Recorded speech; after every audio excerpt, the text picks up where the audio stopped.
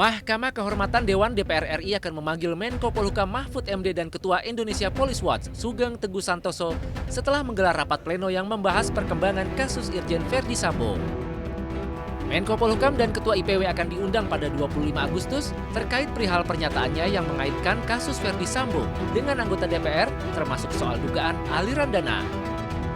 Sementara itu, Komisi 3 DPR RI juga akan memanggil Kapolri Jenderal Listio Sigit Prabowo pada 23 Agustus 2022. Jadi pada rapat pimpinan yang dilanjutkan dengan rapat pleno MKD DPR RI, MKD itu bukan majelis tapi Mahkamah Kehormatan Dewan ya, DPR RI, kami mengagendakan pengundangan, bukan pemanggilan ya, pengundangan terhadap Bapak Menko Polhukam, ex officio Ketua Kompolnas dan Ketua Indonesia Police Watch terkait ya, kalau untuk IPW ada pernyataan beliau yang kami baca di media massa online terutama yang secara garis besar kurang lebih mengatakan beliau mendapatkan informasi adanya aliran dana ya dari Verdi Sambo ke anggota DPR.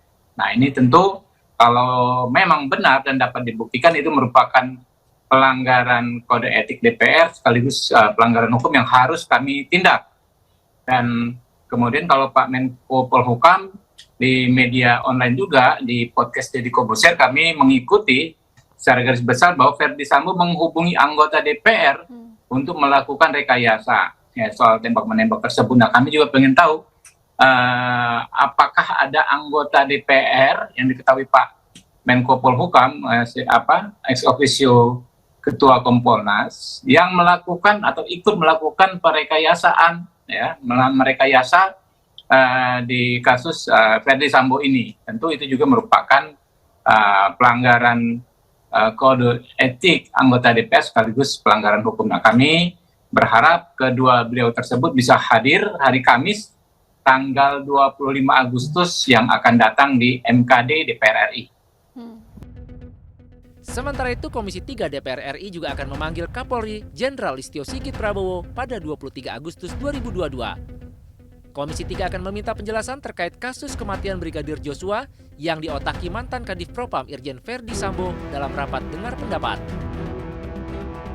Komisi 3, Komisi 3 inilah komisi hukum.